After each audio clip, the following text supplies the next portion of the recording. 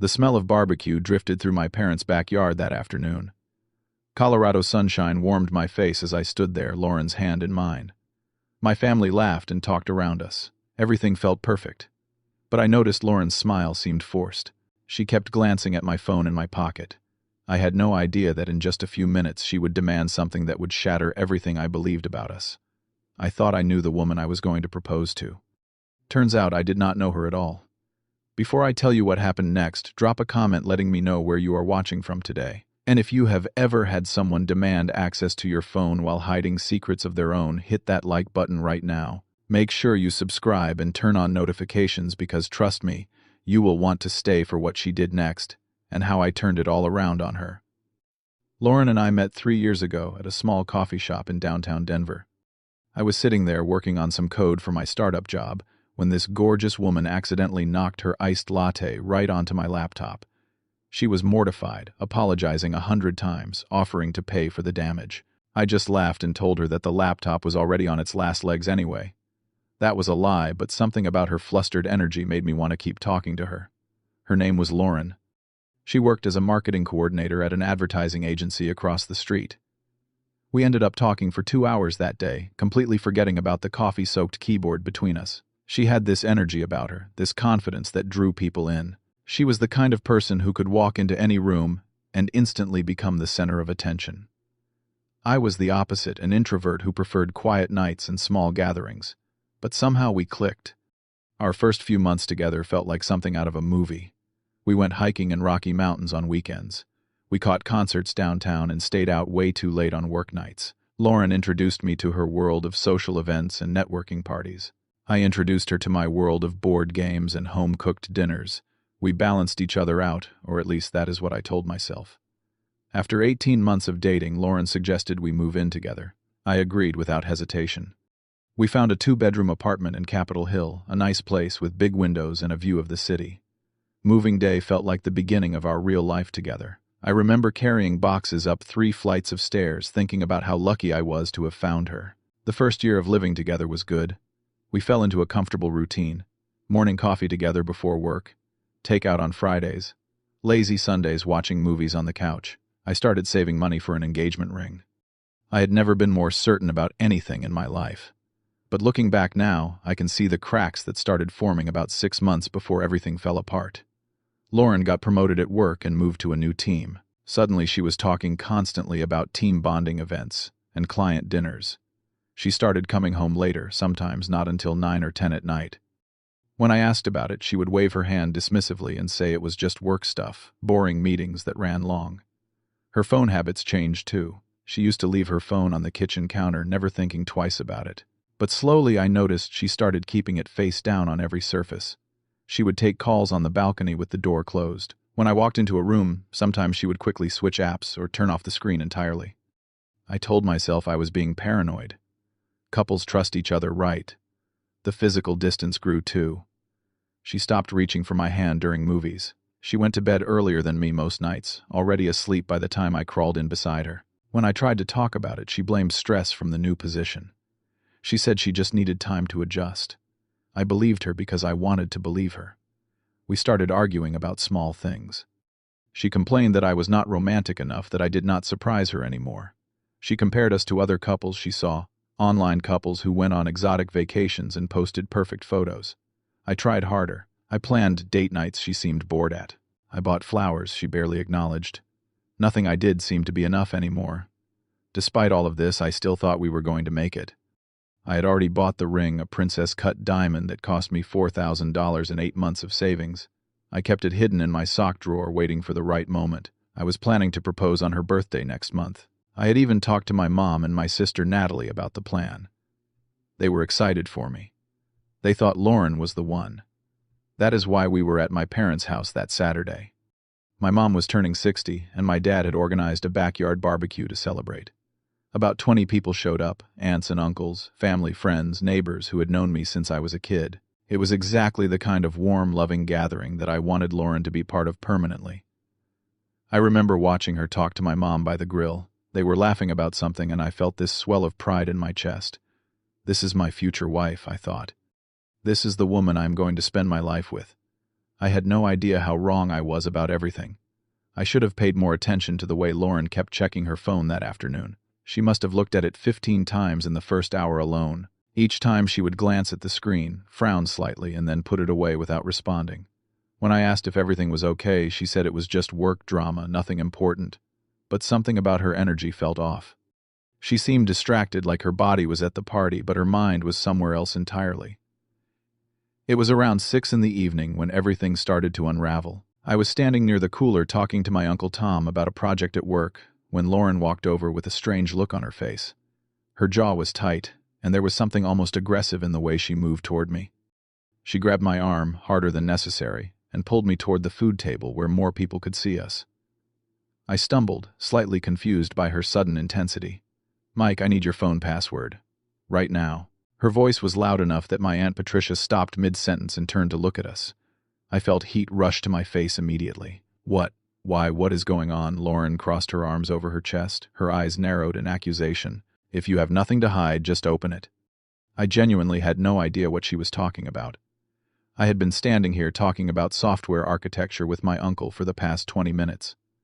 "Lauren, I do not understand. What is this about? I saw you texting someone earlier." Her voice grew louder, drawing more attention from the guests around us. "Who was that? Who were you being so secretive with?" I searched my memory and realized she must have seen me responding to a message from my coworker Jason about a bug we needed to fix on Monday. It was literally about database configurations, possibly the least interesting text message in the history of communication. That was Jason from work. "We have a project issue." It was about code, Lauren. Nothing else. She scoffed dramatically like I had just told her the most obvious lie in the world. "Then prove it. Give me your password. Let me see for myself." By now, at least a dozen people had stopped their conversations to watch us. My mom had set down her spatula and was looking over with concern. My dad had paused mid-sip of his beer. Even my little sister Natalie had emerged from inside the house, sensing the tension from the backyard. The humiliation burned through me. Here I was being accused of something in front of my entire family at my mother's birthday party, by the woman I was planning to marry. I wanted to disappear into the ground, but instead of escalating the argument, I made a decision. If she wanted transparency, then fine. We would have transparency. Complete transparency. "Okay, Lauren." I kept my voice calm and steady. "I will give you my password." Her expression shifted immediately to one of triumph. She extended her hand, waiting for me to hand over my phone like some kind of guilty criminal surrendering evidence. But I was not finished. "But let us be fair about this," I continued. "You give me yours, too." The triumphant smile vanished from her face faster than I had ever seen an expression change. Her eyes went wide for just a fraction of a second before she caught herself. But I saw it. That flicker of panic, that moment of genuine fear. "That is different," she said quickly, her voice losing some of its earlier confidence. "How is it different?" She shifted her weight from one foot to the other, suddenly looking uncomfortable. "I have work stuff on my phone. Confidential client information. You know how it is." I almost laughed. "I have work stuff too, Lauren. I am bound by 3 different non-disclosure agreements. I have proprietary source code on my phone that could get me sued if it leaked. So if we are worried about confidential information, I think I have you beat. You do not trust me." She tried to flip the script, turning it back around on me. Classic deflection. "Do you trust me?" I responded. "Because you just accused me of hiding something in front of my entire family. At my mother's 60th birthday party. You humiliated me in public. So I think the trust question goes both ways right now." The silence that fell over the backyard was suffocating. Everyone was watching. My mom had tears forming in her eyes, not from the smoke from the grill. My dad's expression had hardened into something I rarely saw from him: quiet anger. Natalie had moved closer, ready to intervene if needed. Lauren's face flushed red. "This is not about me. This is about you hiding something." Her voice was getting shrill, now desperate. But I noticed something that changed everything. Her phone was sitting on the table behind her just a few feet away. The screen lit up with a notification, and I caught a glimpse of it before it faded. The name said Derek, with a briefcase emoji next to it. The preview text read, "Missing you today. Wish you were here instead." Everything clicked into place like puzzle pieces I had been too blind to see. Derek. The name she had been mentioning constantly for months. My team lead, she would say. He is so smart, so driven, so successful. The late-night dinners that were supposedly just team bonding. The weekends she spent working from a cafe instead of from home. I had been so stupid. But instead of confronting her right then and there, I kept my face neutral. I needed more than a text preview. I needed proof that could not be denied or explained away. And then I remembered something important. Lauren was obsessed with voice memos. She recorded everything. Meeting notes, random ideas, grocery lists, personal thoughts. She once told me it was how she processed her feelings by talking them out loud into her phone like some kind of audio diary. My dad had installed a Bluetooth speaker system in the backyard last summer specifically for parties like this one. High-quality outdoor speakers connected to a central hub, and I knew exactly how to access it. "All right, Lauren." My voice came out steadier than I felt. "You want transparency? Let us have complete transparency." Before she could react, I stepped around her and picked up her phone from the table. Her reaction was immediate and explosive. "What are you doing? Give that back. That is private." I turned to face her, her phone in my hand. "Private 2 minutes ago, you said if you have nothing to hide, open it. Let us apply your own logic to your phone." Her face went pale, actually pale, like the blood had drained out of it completely. That told me everything I needed to know, but I was going to make sure everyone else knew it too. I knew her passcode. She used her birthday 0715 for everything. She was not exactly creative with security. The phone unlocked on my first try. Lauren lunged at me, trying to grab it back. "Mike, stop. Give it back." But I sidestepped her easily. I was already navigating to the settings, finding the Bluetooth menu. The outdoor speaker system appeared in the list of available devices: Johnson Family BBQ speakers. I pressed connect. The small chime that indicated a successful connection echoed through the backyard speakers. Lauren heard it too. Her face crumpled from anger into pure terror. "Mike, please." Her voice was suddenly small, pleading. "Do not do this. Please. I am begging you." But it was too late for begging. She had humiliated me in front of everyone I loved. She had accused me of betrayal while carrying on secrets of her own. If she wanted a public confrontation, then a public confrontation she would get.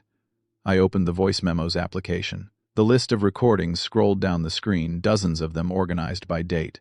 Most had mundane titles like Grocery List Tuesday or Meeting Notes November. But one caught my eye immediately.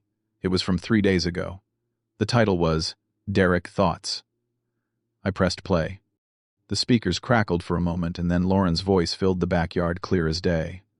"I cannot stop thinking about Derek." Her recorded voice sounded dreamy, infatuated. The way he looked at me in the meeting today. God, it made me feel things I have not felt in so long.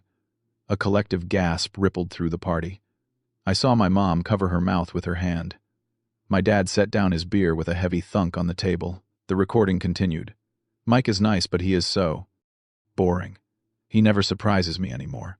He just wants to stay home and watch movies and cook dinner like some old married couple. Derek makes me feel alive. He makes me feel wanted and excited."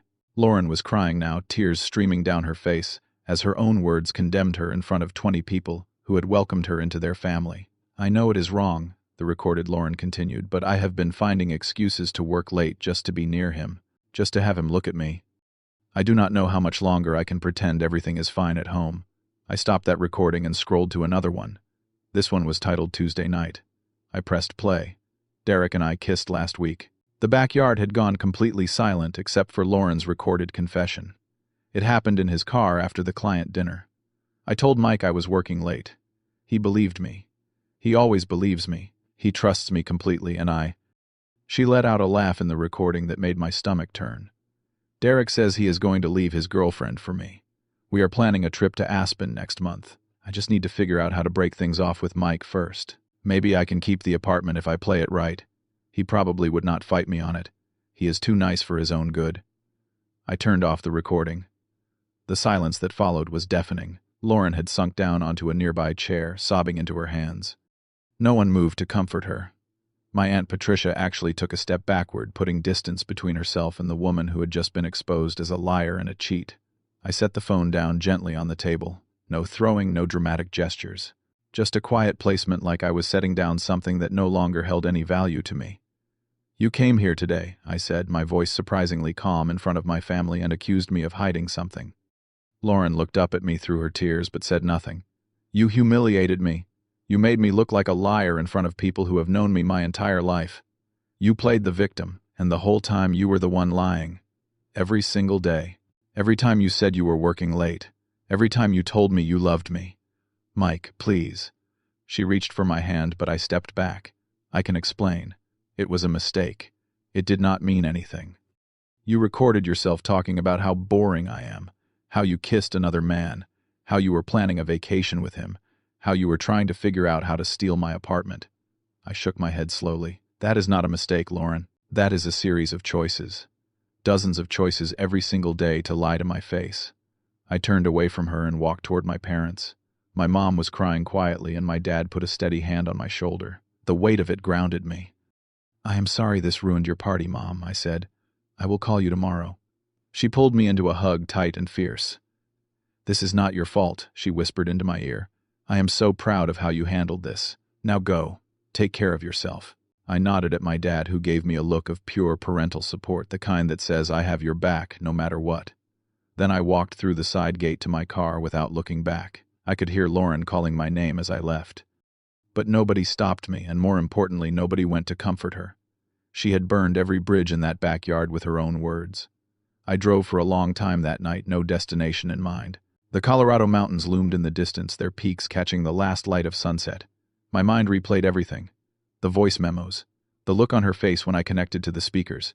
3 years of memories that were now tainted by the knowledge that none of it had been real. At some point, I pulled over at a scenic overlook and just sat there in the dark. I remembered the rings still sitting in my sock drawer back at the apartment. $4,000. 8 months of saving. I had almost given it to a woman who was planning her escape while pretending to build a life with me. The strangest part was that I did not feel as devastated as I thought I would. Hurt, yes. Betrayed, absolutely. But underneath all of that was something unexpected: relief. Like I had been holding my breath for months without realizing it, and now I could finally exhale. The first week after that day was the hardest. I stayed with my sister Natalie, sleeping on her couch and staring at the ceiling most nights. The voice memos played on loop in my head. Derek makes me feel alive. Mike is boring. I could not escape Lauren's voice, even when she was nowhere near me. She tried to contact me constantly. Texts, calls, voicemails, emails. Each one was some variation of the same desperate plea. I made a mistake. It did not mean anything. Please let me explain. I can change.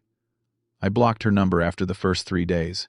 When she showed up at Natalie's apartment, my sister answered the door and told her to leave before she called the police. Lauren left crying. I felt nothing. Moving out of our apartment was surreal. I hired movers to pack up my things during a time when I knew Lauren would be at work. I did not want to see her. I did not want to have another conversation. I left my key on the kitchen counter along with the engagement ring I had been hiding for months. No note. No explanation. What was there left to say? I found a small studio apartment across town and started over from scratch. For the first few weeks, I threw myself into work, taking on extra projects, just to keep my mind occupied. My therapist, who I started seeing on Natalie's recommendation, told me that burying myself in distractions was normal but not sustainable. She was right. Slowly, I started building new habits. I began running every morning, something I had never done before. There was something meditative about the rhythm of my feet hitting the pavement, the way the world felt fresh and quiet at 6 in the morning. I started cooking real meals instead of ordering takeout. I reconnected with college friends I had neglected during my relationship with Lauren. My family was incredible through all of it. My mom called me every single day, never to talk about Lauren, just to ask if I had eaten and to tell me she loved me. My dad invited me fishing on weekends, and we would sit in comfortable silence for hours, occasionally talking about nothing important. Natalie became my closest confidant, the person I could say anything to without judgment. 3 months after the breakup, I felt like a different person. Not healed exactly, but healing. I had stopped replaying the voice memos in my head. I had stopped wondering what I could have done differently. The truth was that Lauren's cheating had nothing to do with me. I was not too boring or too predictable. I was just not what she wanted, and instead of being honest about that, she chose to lie and betray. I also realized something important about myself during those months. Lauren had called me boring, like it was an insult. But I am not boring. I am calm. I am steady. I am someone who values depth over flash. The right person would appreciate those qualities, not see them as flaws to overcome. I spent so long trying to be exciting enough for Lauren that I forgot there was nothing wrong with who I already was. The anger faded eventually. I will not pretend it disappeared overnight, but somewhere along the way I stopped wishing bad things on Lauren. I hope she finds whatever she is looking for. I hope Derek was worth destroying what we had. But I also know that her happiness is no longer my concern. She made her choices and I made mine. Our paths have diverged permanently. What I learned from this experience changed how I approach everything. Trust is essential in any relationship, but it cannot be blind. When someone shows you who they are, believe them the first time. The red flags I ignored were there from the beginning. The phone secrecy, the late nights, the emotional distance. I told myself stories to explain them away because I did not want to face the truth. I will never make that mistake again. I also learned that people who demand transparency while hiding their own secrets are almost always projecting. Lauren accused me of hiding something because she was hiding something. She wanted access to my phone because she knew what was on hers. That kind of hypocrisy is a massive warning sign, and I wish I had recognized it sooner.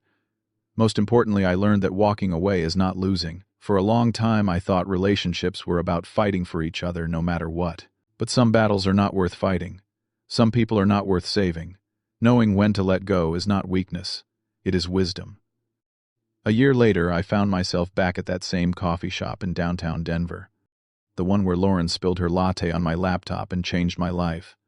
I sat at a corner table with my new laptop, working on a personal project I had been excited about for months. A woman at the next table accidentally knocked over her water glass and it spilled across the floor between us. She looked mortified, apologizing profusely as she grabbed napkins to clean up the mess. I smiled and helped her mop up the water. "No worries," I said. "These things happen." She laughed, embarrassed but grateful. We ended up talking for a few minutes about nothing in particular. I did not get her number. I was not ready for that yet. But the interaction reminded me that life keeps moving forward, keeps offering new possibilities even when the old ones have burned down. Sometimes the people who demand to see through you are the ones with the most to hide. And sometimes letting them expose themselves is the best revenge you will ever get. I do not think about Lauren much anymore. When I do, it is not with anger or sadness. It is with gratitude. Grateful that I found out who she really was before I made the biggest mistake of my life. Grateful that her accusations gave me the opportunity to discover the truth.